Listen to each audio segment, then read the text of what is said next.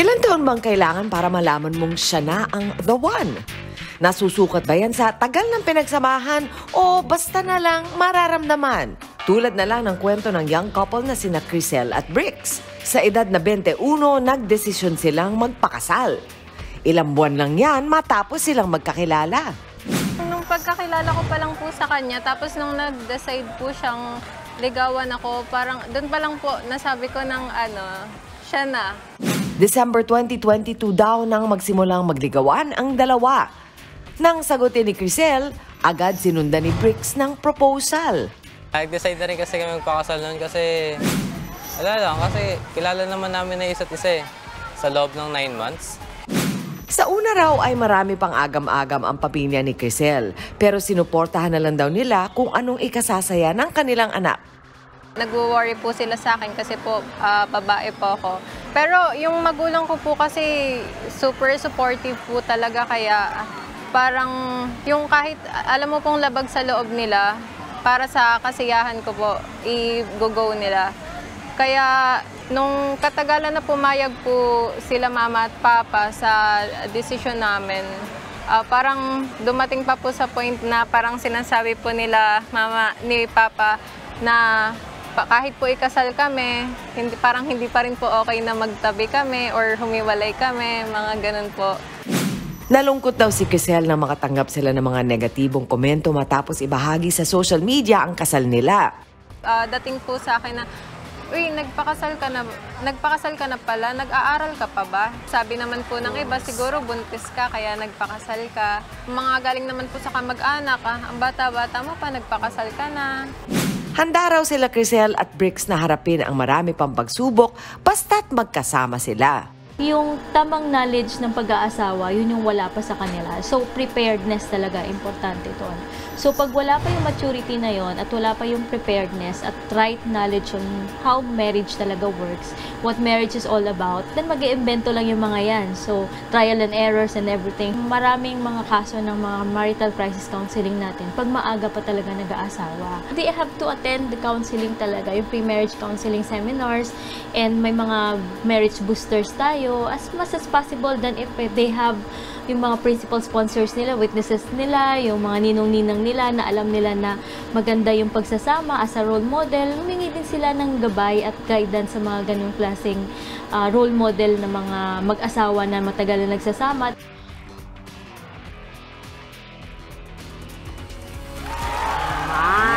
Kasi hindi naman natin pwedeng ikaila na meron yung basehan natin is kung ano yung napapagmasdan din natin sa lipunan. May mga pag-aaral naman dyan na nakikita nila, kagaya ng sabi ng doktor, na pag maaga, usually hindi nagtatagal.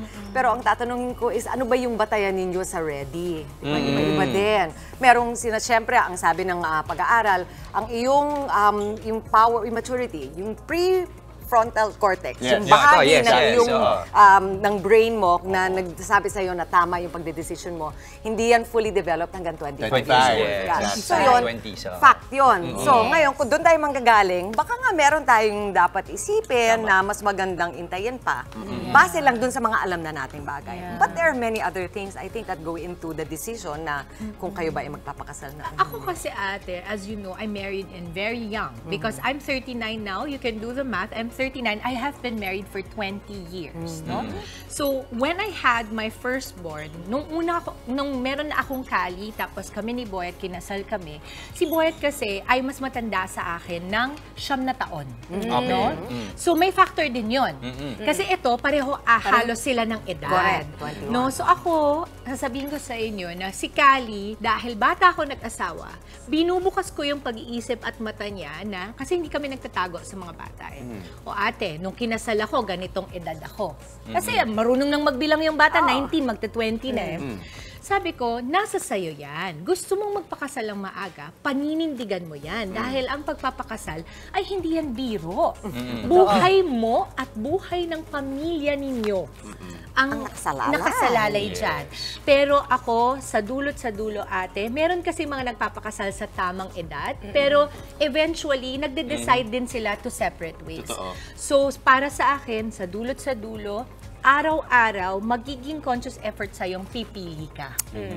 It is Make a that choice palagi. every day. And you commit to that choice. Commit to that choice. At kung piliin mo man na umalis o magstay, dapat lang sisiguraduhin mo na ito ay bagay na hindi mo pagsisisihan. Panindigan. Panindigan mo. Saka lalo na kasi magiging choice mo, hindi na lang ikaw ang maaapektuhan. Oo, lalo pag may anak kayo. Yun na nga, lalo na pag may anak, Saka, I guess ang isa pang point of view dito, other than them, nagpakasal ng maaga, is that ilang buwan pa lang silang magkakilala. Isa yun sa mga nagiging point of, siguro, criticism ng mga nagko-comment nga sa kanila, mga nagbabash sa kanila. Pero minsan hindi mo rin masabi. Meron nga mga nagsasama ng ilang taon, maghihiwalay, mag-boyfriend, girlfriend pa lang yan, tapos malalaman mo a few months after, nagpakasal na yung isa. Yes. Na ilang buwan pa lang yung nakaka-date, di ba? So, naniniwala kayo sa whirlwind, no? Kasi parang ganun yung whirlwind romance. Oo nga eh. Yung mabilisan. Siguro, di ba, the odds might be against them. Yung parang merong ang mga patunay na hindi yan ang klase ng foundation na gusto mo. Pero, huwag mo rin alisin yung pwede rin magtagumpay. Meron nga mga arranged marriages na nagtatagumpay. So, only time will really tell, no? At saka lagi nilang sinasabi, dati daw yung mga lolo't lola naman natin, 16, 17 sila, bakit naman? At sila yung mga tinitingala natin ngayon, magkakasama pa din. Pero Matitibay. gusto ko lang pong sabihin na yung henerasyon noon at ang buhay noon, di hamak mas simple kesa sa buhay ngayon at mas mura. Okay? Kasi ngayon, pag gumising ka, pumapatak na yung metro, wala ka pang ginagawa. Totoo naman. O dati, kakain ka lang, lalabas ka, may kakainin ka sa Happy ka bakuran na. mo. O. Saka syempre, pag tinignan mo rin yung mas detalye ng pagsasama ng mga nasa unang panahon, hindi rin naman natin masasabi, may mga naging problema rin yan along the way. Hindi rin naman palaging smooth yan. Case to case pala. Wow! Case to case pala. Kasi ang daming factors. Sa totoo lang, di ba? Yung religion nyo. Oo, religion yes, din. Di ba? Oo, paniniwala. Oo, exactly. Yung paniniwala, yung worldview, di ba? Yun. Sa panahon ngayon, politika. Politika. Oo, Pwede rin. naging ano din Ay, yan. oo nga, no? Ano yung political affiliation mo? Yung political Isa beliefs. nagkakatalo rin dun eh. And hindi natin alam with our case study kasi hindi naman nila binunyag. Pero kung minsan, kapag ka nagpapakasal kayo na maaga, meron din kayong parang hinahanap na escape. Yung parang meron Ay, kayong oo. gusto iwan na Takasan. dating takasan, Totoo yan, na dating Mami. buhay. Hindi sa sinasabing maganda o tama yun. Pero kung minsan, ganun ang nagiging dahilan. So, alamin nyo rin kung bakit gusto nyo tama ba magpakasal. yung- Pero ito, bilang ikaw ay psychologist, technically, Mami Chiki, gusto rin din kitang tanungin. Gusto kong balikan yung sinabi ni Doc kanina, na parang yung magiging problema nila is that wala pa silang understanding how it works being in a relationship bilang mga bata sila. At magiging trial and error yung kanilang marriage. Hindi ba minsan experience ang best teacher? Aha! Pati nga yung trial and error. Ako 20 years, 30 years, trial and error pa rin within the marriage. So that is also something hopeful para dun sa mga maagang kasal. Kahit na matanda na nga kayo, matagal na kayo magsama. Sabi mo nga, it's a daily choice. At saka patuloy na pagkokompromiso. Patuloy. Kasi hindi siya natatapos. Pag tinatanong ako, anong advice mo sa mga mag-aasawa na, hindi ko po alam. Kasi kahit ako, hanggang ngayon, kami rin, nag-aaral pa kami ng isa't isa eh. Kasi kailangan tanggapin ninyo na yung partner ninyo magbabago at magbabago siya. Tungo ng tungo si Maui, oh. Oo, ano Maui? Hindi ko alam kung ako ba papasok din na experience or nag-agree din kasi ako. Kasi di ba, Tama naman. Bakit, ito, perfect example, pag sinabi ng asawa mo sa'yo, nagbago ka na, parang isipin mo, kung forever ang tinitignan natin, talagang magbabago. Yes, Kung dahil kung everyone is hindi ako bound to nagbago, may problema yun. Pero hindi ba yun din yung Okay. something that would keep you interested sa partner mo? Oo, ako din. Totoo But yan. it depends on the other person. Not everyone is okay with change. Diba? Hindi lahat pare-parehas. Maganda rin yung point of Hindi view. lahat okay sa change. Gusto nila.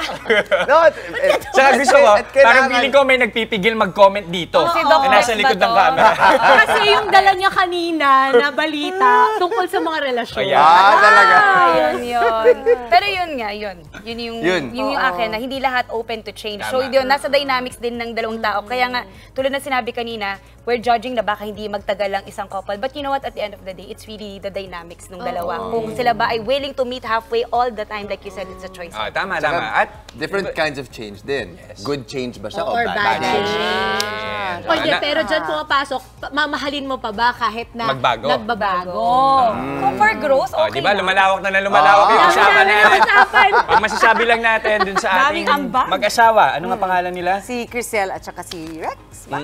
Best wishes sa inyo. Best wishes. Best wishes. Of course. We will pray for your marriage. Yeah, we look at you, mukha naman talaga nagmamahalan sila. So, Young love. Young Oh, love. yeah. So, we wish you the best mula dito sa Payong Kapatid. Mga kapatid, Chiki Roa Puno po. Simulan ang inyong araw na puno ng impormasyong kapaki-pakinabang. Sama na sa isang makabuluhang umaga. Tumutok at mag-subscribe sa social media pages ng News 5.